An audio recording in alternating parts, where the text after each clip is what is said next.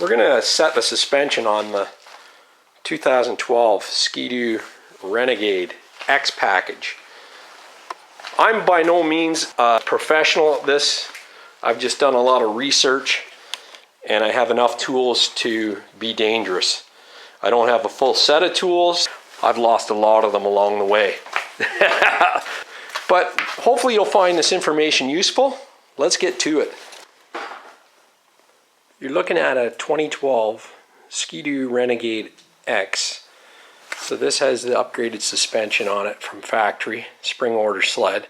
It's got clicker shocks and that kind of thing on it. Sir KYB. One of the big things is there's very little information on the adjustment of these things. They're actually a lot simpler than what you'd think it would be. In this case here, I'm adjusting the shocks just because I recently studded the track.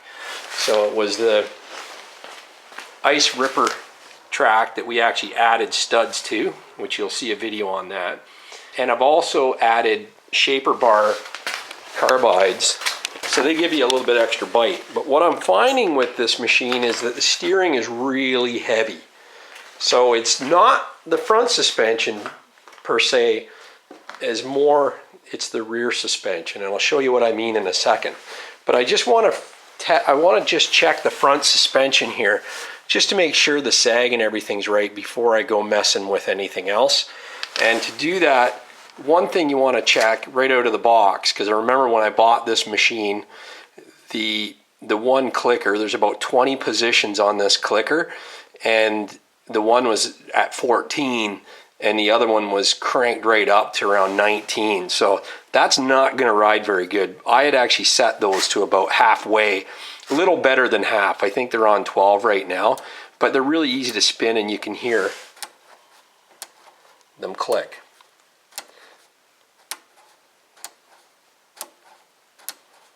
So to set the front suspension sag up, I just want to set these clickers on their lowest setting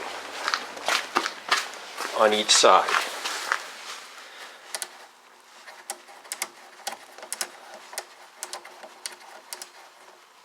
Okay, and I don't have a helper with me today, so I've actually clamped a measuring tape onto a post. So you want to make sure that this machine is not on dolly, so it's flat on the floor, both front and rear. You want to lift up so that the suspension's at its full height, full extension, and then let it sit back down naturally.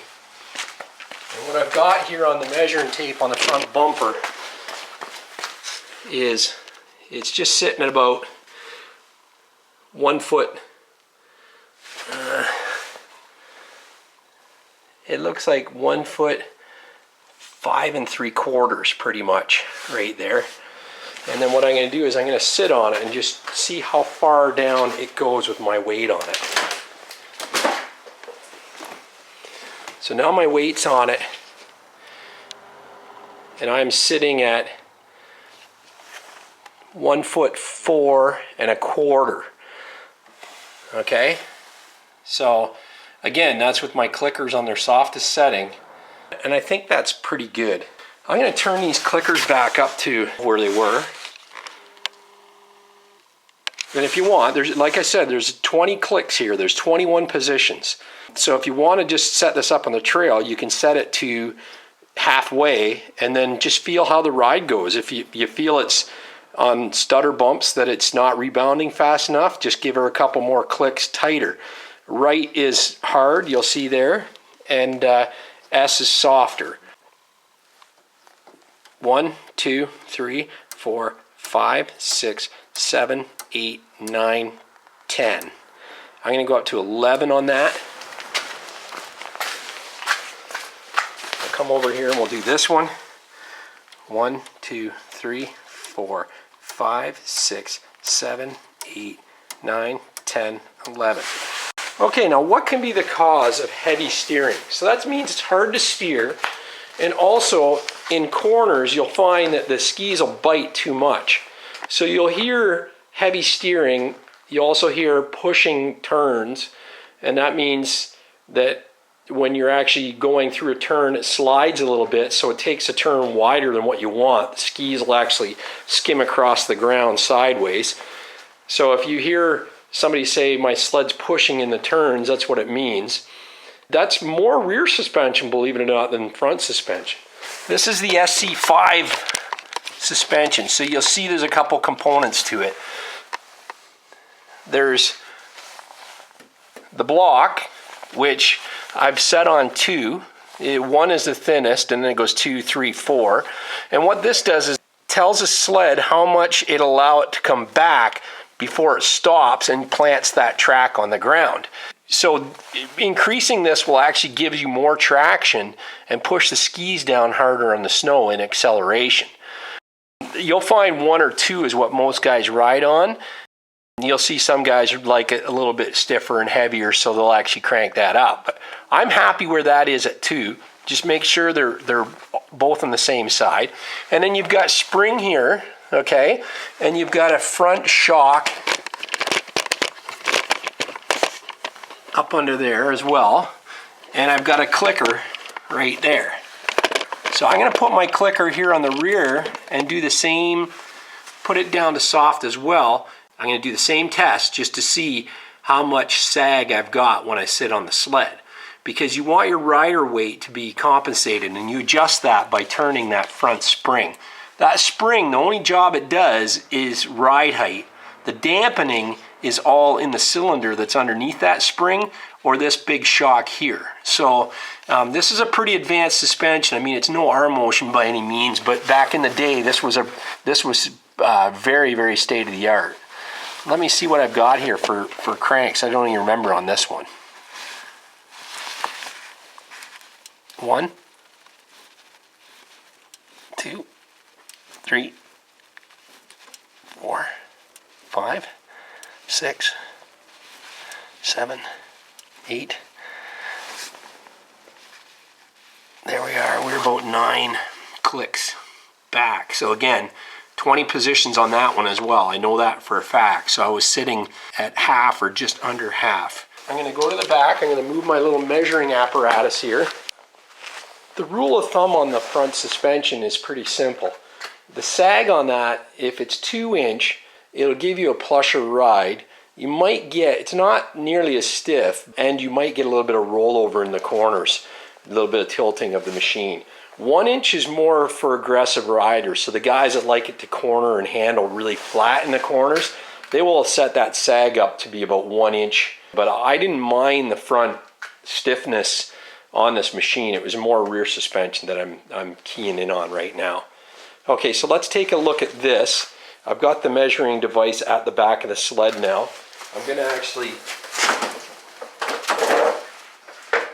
lift up, and I'm sitting with about, I'm going to just put that there. So I'm at 2 feet right there on that mark. Clicker set to the lowest setting. And now I'm just going to get on the sled and see what happens with my weight.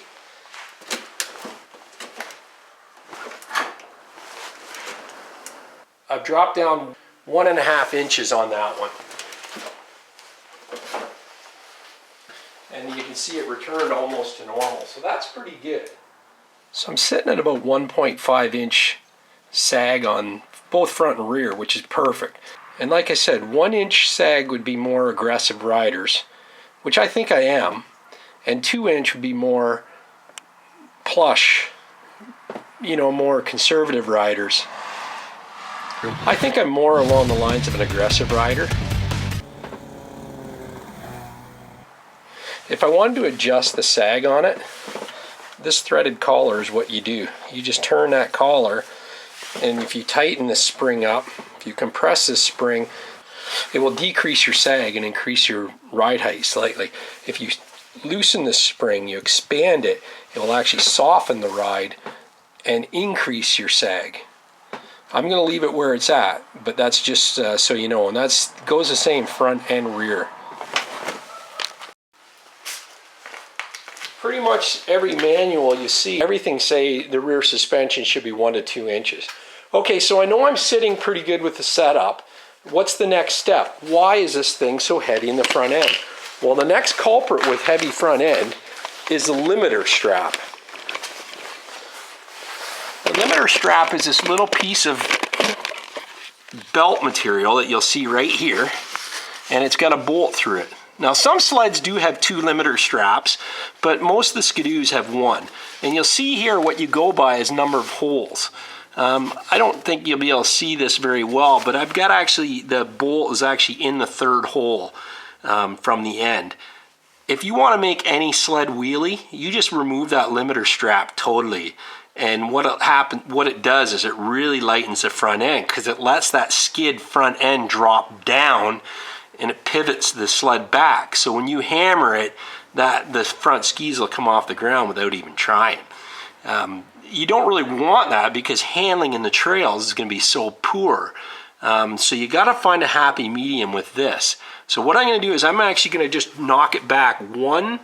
So what I'm going to do is I'm going to loosen it off. I'm going to let that front end lighten up a bit, and hopefully that'll give me just the right amount of push in the corners and still have a little bit of grip. But before I forget, I'm just going to bring it back here, and I'm going to put this back up to where it was.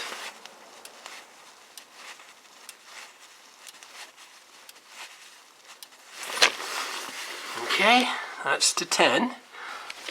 Let's grab a wrench and get at this.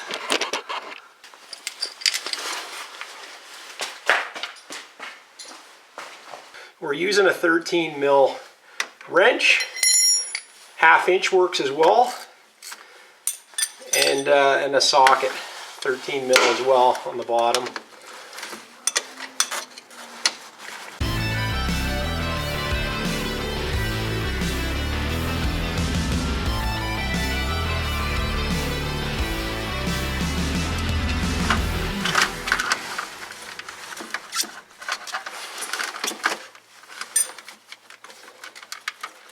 Now what we're going to do is we're just going to let her come back 1 hole, just like that.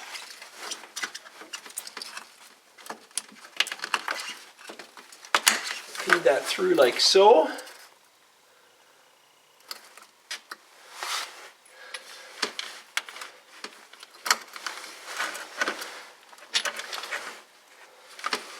I think with most Skidoos, that you'll find that the limiter strap is set in the 2nd hole from factory.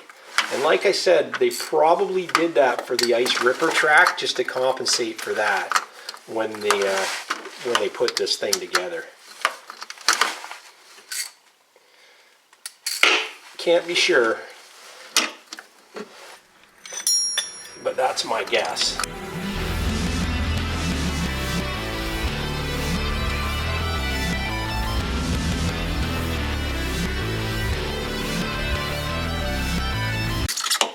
You can see how much looser the strap is now on the front of the skid. So, I mean, if it's too soft, I'll just put it back.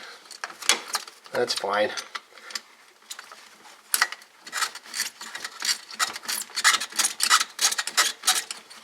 Do some wheelies first, but I find even if you watch that photo opportunity fail video when I'm doing backcountry carving and things, heavier front ends don't work for that. You really need to lighten the front end if you're doing any type of backcountry riding, off trail, that type of thing, because you want those skis to be light on the snow. You want to be able to pop that front end out at will. I mean, this thing's 163 horse from the factory, so it's got a lot of balls to do that. Adjusting the limiter strap's the easiest way to compensate for that. Okay, so let's get it out on the trail and see how this thing, if it made a difference and what kind of difference it made, if I've gone too far with it, or if I need to go 1 more hole, but I don't think I do. And I'll let you know my opinion at that point. Thank you for watching and subscribing. Now get out and ride. So this is typical southwestern Ontario trails for this time of year. Yellow. I don't know whether this section's really truly open or not.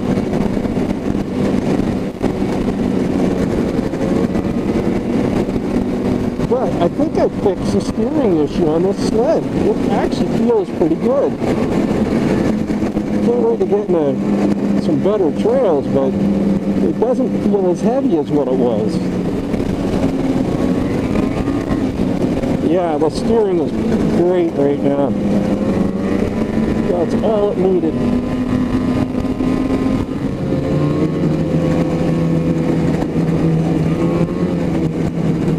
Yeah, the steering's really good.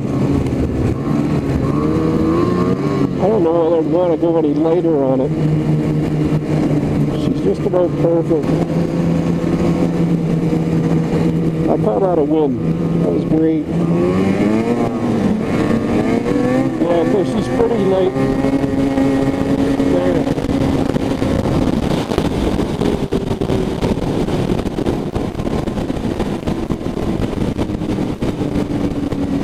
Caught a win.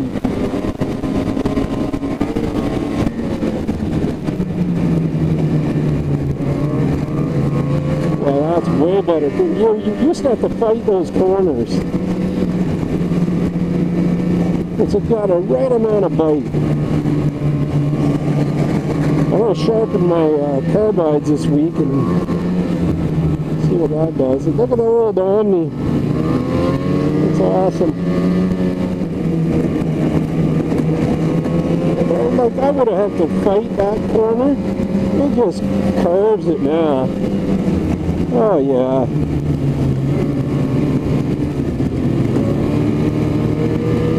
So the rule is, you need more bite. Tighten your limiter strap.